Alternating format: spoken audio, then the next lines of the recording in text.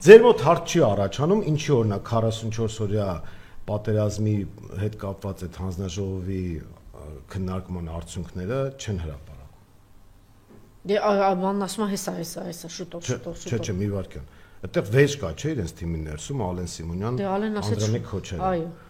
Հիմա Անդրանիկ Քոչարյանի մասին մենք բոլորս ունենք մեր սարսափելի կարծիքը, չէ, բայց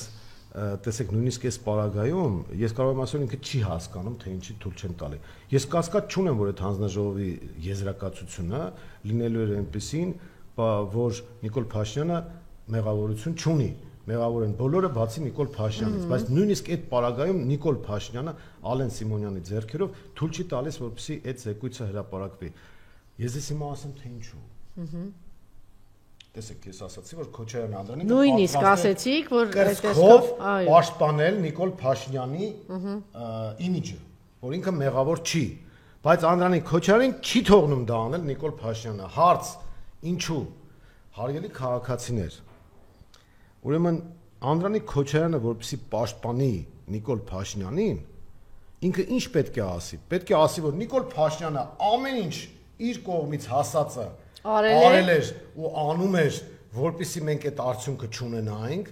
Մեղավոր են բոլոր նրանք, որ ովքեր մինչև Նիկոլ Փաշինյանի իշխանությունը չեն արել այն, որ մենք հնարավորություն ունենայինք հաղթել, եւ ահա մեղավոր են մյուսները։ Թվում է թե շատ լավ տեսակետ է, բայց Նիկոլ Փաշինյանը համարում է, որ ընդհանրապես Ղարաբաղյան շարժումը, այսպես ասած, հանցավոր շարժում է եղել,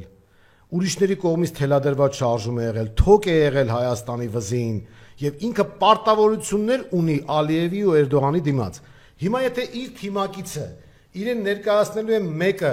որը կուզենար հաղթել, բայց չի ստացվել, որովհետեւ զինվորականներն են մեղավոր, մյուսը, այդ կոնցեպտին դա հակադրվում է։ Դրա համար Նիկոլ Փաշինյանը ասում է.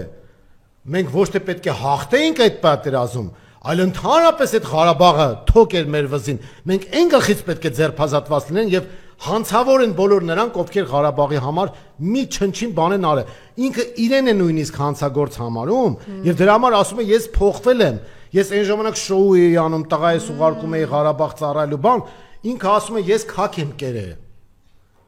Իր տեսակետից, բայց ինքը այդ ասում է ներողություն է ձևակերպմանս համար, բայց ավելի պատկերավոր լինեմ, էլի։ Ինքը դա ասում է Թուրքիայի ու ադրբեջանցիների համար։ Եթե հիմա ինքը իր թիմակցի բերանով հրապարակի այդ զեկույցը, Ադրբեջանը ասելու է ոնց, մի րոպե, փաստորեն դու կուզենայիր հաղթեիր, ինքը ասում է չէ, ես այլևս հասկացել եմ, որ ինչ է կատարում եւ ամենամեծ լկտիությունը, ստորությունը այն է, որ այս ամեն ինչը գցվում է Հայաստանը սնուցող մայրերի վրա։ Ասում է այդ մայրերը ինչ մեսիջ տվեցին, որ դա թոք էր Հայաստանի վզին։ Հասկանում եք, չէ՞ Ժողովուրդ ջան, ուրեմն պետք չի այսպես մակերևույթի վրա եղածը նայել։ Ինքը հրաժարվում է նույնիսկ, որ իրեն պաշտպանեն, որ ինքը կարող էր Ղարաբաղը չհանձնել։ Ինքը ասում է ոչ, ես ճիշտ եմ արել, որ Ղարաբաղը հանձնել եմ, հետեւաբար այդ պատերազմը ընդհանրապես սխալ էր։ Այսինքն այդ զոհերն է որ տվեցինք, այդ էլ էր ոչինչի մասին, այդ էլ պետք էր տալ բրծնել, որովհետեւ Ղարաբաղյան շարժումն էր ոչ լեգիտիմ ըստ իրեն։ Եվ ընդհանրապես Ղարաբաղի գոյությունը, ընդհանրապես Ղարաբաղի հայերն եթե ոչնչանան, ավելի լավ ըստ Նիկոլի։ Հիմա հասկանում եք, չէ, ինչի չեն հրապարակում այդ զեկույցը, որովհետև այդ զեկույցով ինքը այս իր կոնցեպտից է հրաժարվելու։ Իսկ իր կոնցեպտը այն է, որ ընդհանրապես Ղարաբաղն է ոչ լեգիտիմ։ Դե արդեն արդեն ասում ես խնդրեմ, մենք դուք բազմաթիվ հաղորդումներ եք վարում, ես գիտեմ ձեր սիրտը շատ ցավում է Հայաստանի համար, տեղի ունեցողի համար, երբեմն գալիս են մարդիկ, ես որ լսում եմ տեսակետներ, իրենք դետալների մեջ են մտնում։ Ասենք սրբազաններ կամ հոգևորականներ են ձերբակալել, մտնում են քրեական այդ դետալների մեջ, բայց ինքը այսպես էր ասել, բայց այսպես չէր ասել, պետք չի մտնել։ Ժողովուրդ ջան, այս մարդը Փաշազատեի հրահանգն է կատարում։ Հիմա մեկի վրա այս գործն են կարող, մյուսի վրա այն գործը արդեն երկրորդական է։ Հիմա պետք չի մտնել այդ մուտիլովկաների դաշտ, ասել Ալեն Սիմոնյանն ու Անդրանիկ Քոչարյանը իրար հետ չունեն, կռվում են, էսի զեկույց ուզում են ներկայացնել, էսի չուզում։ Ժողովուրդ ջան, արմատը թաքնված է գլուխը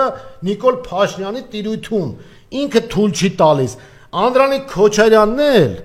Պատկերացրեք, հասկացել դեռ։ ոչ իմ կարծիքով չի հասկացել։ Դե ասեք, որ լսի Անդրանիկ Թևանյանին ուշադիր։ Ինձ թվում է չի հասկացել, բայց եթե հասկանա էլ, Ոչ մի բան։ այսպես նայեք, իմ կարծիքը եւ բոլորիս կարծիքը գիտենք Անդրանիկ Քոչարյանի մասին, բայց ֆորմալ տեսակետից ազգային համաձայնություն կա դրա հետ կապված։ Այո, բայց ֆորմալ տեսակետից ինքն էլ կապ ունի, չէ, 88-ի հետ, Վազգեն Սարգսյանի հետ, փոխնախարար ա եղել եւ այլն, Ղարաբաղ ինքը չի կարա այդ նիկոլական այդ կտրուկ շրջադարձը կամ չի կարող կամ չի հասկացել դեռ կամ չի ընկալել նայեք որն է խնդիրը այսօր Նիկոլ Փաշինյանի իրական թիմակիցներն են նրանք ովքեր քաղաքական թուրքեր են ինքը շատ կարևոր է քաղաքական թուրք ես ուրեմն իր թիմակից ես այդ յան ազգանունը կապ չունի արդեն քաղաքական թուրքն է իր թիմակիցը ես Հիմա այդ սրիկաներին ովքեր որ կան մարդկանց, ովքեր որ սրիկա են եւ ուզում են ենթադրեն կարիերա անել, փող աշխատել եւ այլն, շատ վատ խորհուրդ եմ տալիս փաստորեն։ Ասում քաղաքական թուրք ձևացեք, ձեր գործերը լավ կլինի Նիկոլի օրոք, բայց հետո վատ է լինելու։ Ժողովուրդ, էս էլ ասեմ։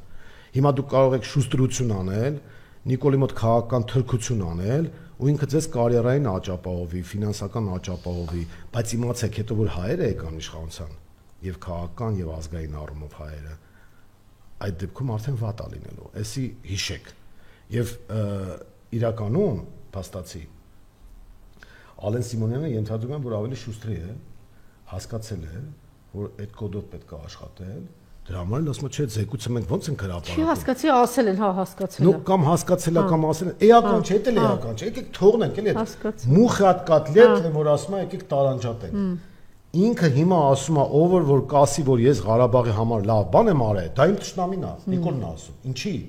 Որովհետեւ ես պարտավորություն ունեմ թուրքերի առաջ, որ պետք է հանձնեմ, արդեն հանձնել եմ, Հայաստանն եմ հանձնում։ Հիմա եթե ես էլի Ղարաբաղից խոսեմ, բայց մարդիկ կասեն դու փաստորեն դրժում ես քո խոստումը, բա մենք կաշին քո փրկում ենք, ինքը թուրքի պահածա, չէ, 21 թվին հիշեք, Հայաստանի զինվորականությունը հայտարարություն արեք։ Հիմա բաներ կան, որ եթերում հայտարարված չի։ Հասկանում եք, հնարավոր էլ չի հայտարարել, բայց մենք պետք է հասկանանք